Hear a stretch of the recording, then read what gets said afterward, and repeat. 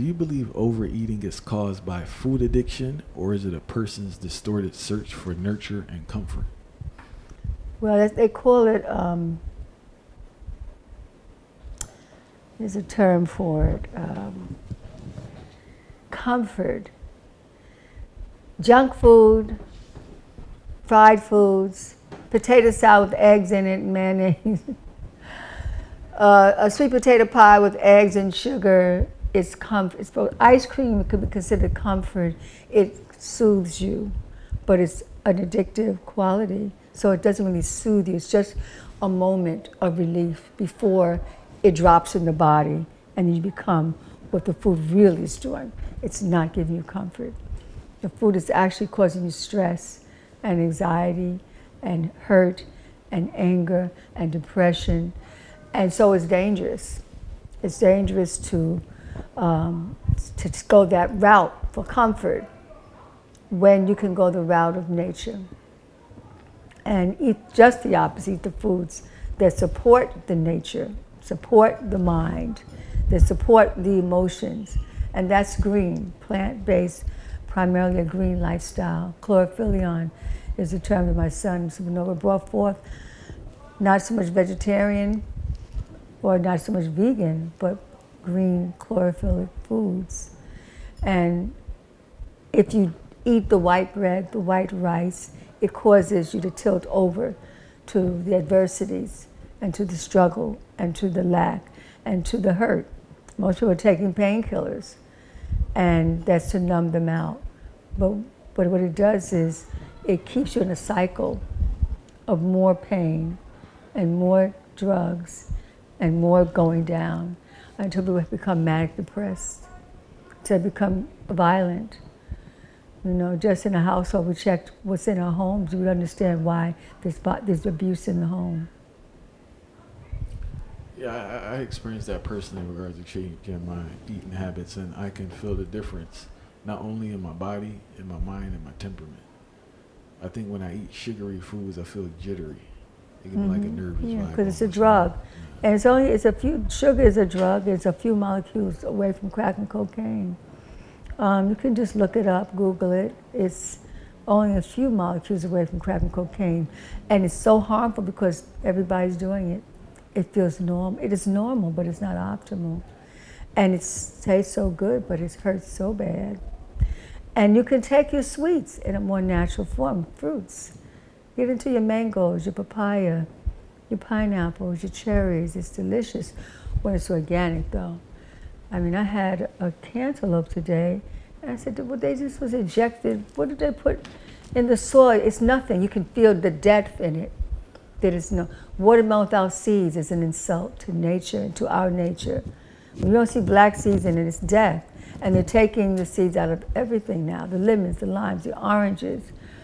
You know, they haven't gotten to the cherries, they haven't gotten to the cantaloupe with the seeds out, but they're trying to make it where we are prisoners in the food world. So seedless foods means that the food has gone through literally an abortion. There's a hysterectomy, there's no life in it. It's man-made, it's not Most High made. We really in a state of an emergency with our food. It's being engineered, made in laboratories. And if the food can stay on the shelf for months, sometimes you go into our community stores that call food deserts. That means you don't have life-giving food there. Some fried food, some fast food chains and all that. So once the food can sit on the shelf for months and years, and some of you go into some places and there's dust on and you know, what are we eating?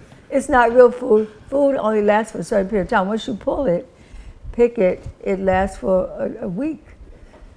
You know, so what are we really taking in? That's why there's so much inflammation and premature aging and early death and violence and depression.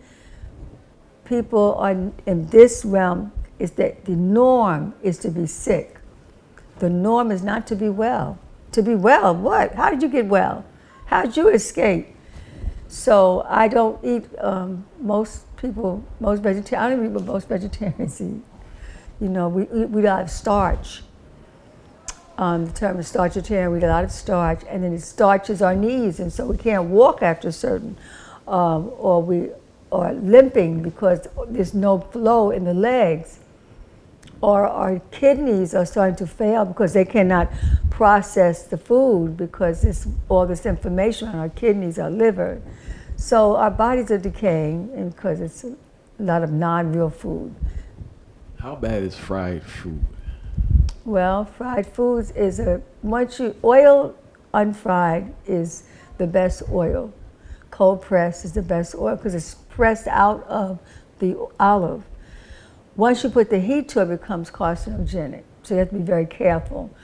So a lot of stir fry. So if you're going to do a stir fry, you have to take lime water with it, half an hour before or after, because it's something that people do because they want to keep the same habits and bring it over. So that's that's transition, because at least it's vegetables, and it's not a meat you're stir frying, or you're frying meat or frying fish or frying chicken. Now that's a sure way to shorten your lifespan. But you're now coming to a little higher level, you stir frying your vegetables, so you have to take your water to cut it. Otherwise the artery to the brain becomes short-circuited, so you have brain fog. Or the artery to the ear, you can't hear as well. Or to the heart, the heart is getting weak and you cannot move quickly. You become really tired very quickly.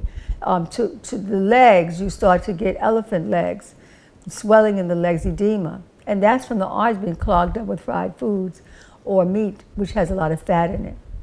What does the lemon water do? The lime water, what it does is it breaks up the fat. I got you. It breaks up the fat that's coming from frying because it sits in the body as a film. So look at this as an artery, right? And that grease sits in there, it just sits. So you try to bring nourishment in, the nourishment can't even get through because it's so thick. So it can't break through. So that means if that artery is to the heart, that's why your heart can miss a beat. Or all of a sudden somebody had a sudden death because the heart is not getting any nourishment or oxygen because that plaque, it keeps building up until it becomes thick. And if that plaque becomes so thick the blood can't flow through, that's when you start having pain.